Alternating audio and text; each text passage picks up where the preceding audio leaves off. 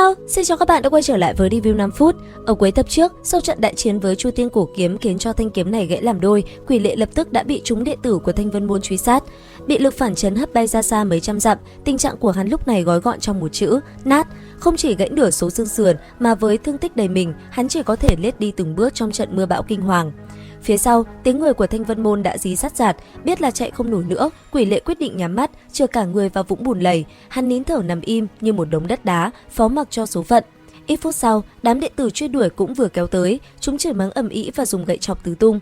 Đúng lúc ngàn cân treo sợi tóc, một giọng nói đầy nội lực át cả tiếng mưa rông sấm chớp vang lên. Dừng lại, tất cả dừng lại. Mọi hoạt động tìm kiếm ngay lập tức khựng lại. Quỷ Lệ nhận ra giọng nói này vô cùng thân thuộc, nhưng trong cơn đau đớn, hắn không thể nhớ là ai. Người vừa đến chính là Tăng Thúc Thường, thủ tọa Phong Hồi Phong, ông cũng chính là phụ thân của Tăng Thư Thư, người bạn cũ của Quỷ Lệ. Lúc này, Tăng Thúc Thường với kinh nghiệm dày dặn đã cảm nhận được có điều không ổn. Ông lập tức ra lệnh thay đổi chiến thuật, kêu chúng đệ tử phân thành các tốp, toàn đội đi thành một hàng, không được cách nhau quá 3 xích, tìm kiếm thật chậm rãi cẩn thận. Nghe vậy, Tăng Thư Thư có chút do dự, hỏi cha mình rằng làm vậy thì những khu vực khác sẽ bị bỏ trống. Nhưng Tăng Phúc Thường gạt đi, kiên quyết thực hiện kế hoạch. Chỉ trong thời gian ngắn, vòng vây bắt đầu siết lại một cách cẩn mật, gần như không còn kẽ hở. Quỷ Lệ trong lòng không khỏi kinh hãi, hắn biết rằng cơ hội đào thoát của mình gần như bằng không.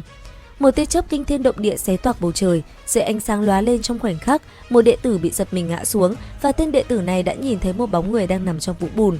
Vậy là tên gia hỏa này thất thanh la lên: "Người ở đây, mau tới đây!" Quỷ Lệ bị phát hiện, hắn cố gượng dậy bỏ chạy, nhưng chỉ được vài bước thì ngực đau kịch liệt đến nỗi ngã gục. Cùng lúc đó, hơn chục pháp bảo của đệ tử Thanh Vân đồng loạt lao tới. Ngay tại thời khắc quyết định, từ trong khu rừng tăm tối, một tiếng rít như dã thú vang lên và một đạo tinh quang phóng vụt ra. Thấy thế, Tăng Thúc Thường biến sắc, ông hét lớn: "Chúng đệ tử rút lui, mau!" Dứt lời, một mình ông lao vào bóng tối để chặn kẻ địch bí ẩn. Cùng lúc đó, một hắc y nhân khác xuất hiện, âm pháp quỷ dị lao thẳng đến chỗ Quỷ Lệ. Gã này đạo hạnh cực cao, không thèm dùng pháp bảo, tay không giật lấy tinh kiếm từ một đệ tử, sau đó vung kiếm tạo ra một vầng hào quang, bức lui tất cả mọi người. Mục đích của gã không phải để lấy mạng những đệ tử này mà chỉ để mở đường. Chỉ trong nháy mắt, hắc y nhân đã cắp lấy Quỷ Lệ đang bất tỉnh, quay đầu buôn tẩu vào màn đêm. Tăng Thúc Thường bị người khác cầm chân trong bóng tối, không thể ứng cứu. Cả đám đệ tử Thanh Vân, kể cả Tăng Thư Thư, cũng chỉ có thể bất lực nhìn kẻ địch cướp mất con mồi ngay trước mắt. Khi mọi chuyện kết thúc, Tăng Thúc Thường hiện ra, hơi thở dồn dập, rõ ràng đã hao tổn không ít công lực. Ông nhìn vào bóng tối, nói với vẻ mặt đầy nghi hoặc và thất vọng: "Lúc trước giao thủ, ta có cảm giác kẻ đó không sử dụng đạo pháp ma giáo, nhưng trên đời này có nhân vật nào muốn cứu tên yêu nghiệt đó nữa?" Cũng trong lúc này, ở một nơi xa, Quỷ Lệ đã chìm sâu vào vô thức. Trong cơn mê sảng, hắn thấy lại vô số hình ảnh cha mẹ, sư tỷ, Bích Giao, Lục Tuyết Kỳ và cả hình ảnh pháp tướng, Pháp Thiện đang ngồi bên cạnh tụng kinh cho mình. Hắn lơ mơ nghe thấy những giọng nói lo lắng về thương thế và cơn sốt cao của mình. Khi Quỷ Lệ thực sự tỉnh lại, âm thanh đầu tiên hắn nghe là tiếng chuông chùa ngân vang, trang nghiêm và trầm mặc. Hắn mở mắt ra và thứ hắn thấy là một căn phòng thiền đơn sơ mà trang trọng. Trên trần nhà là một chữ Phật khổng lồ, xung quanh chạm khắc hình 500 vị La Hán. Một tiểu hòa thượng trẻ tuổi lập tức phát hiện hắn đã tỉnh.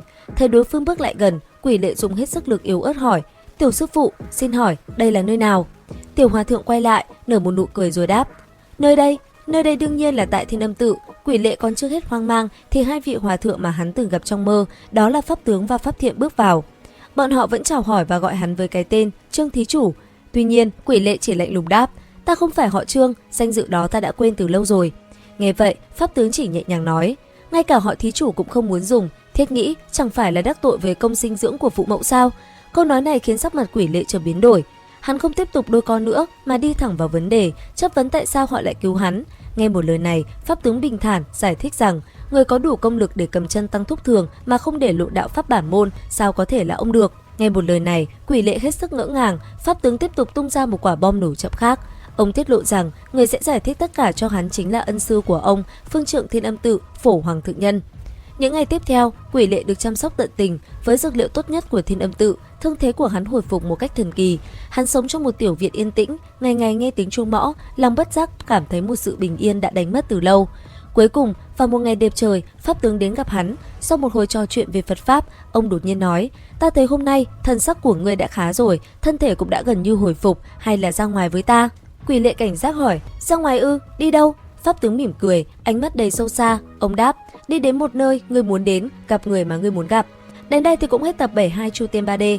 Vậy rốt cuộc Phổ Hoàng Thượng Nhân cứu Quỷ Lệ với mục đích gì và người mà Quỷ Lệ muốn gặp là ai? Ấn đăng ký kênh YouTube Review 5 phút để biết thêm chi tiết các bạn nhé. Bây giờ thì xin chào và hẹn gặp lại các bạn.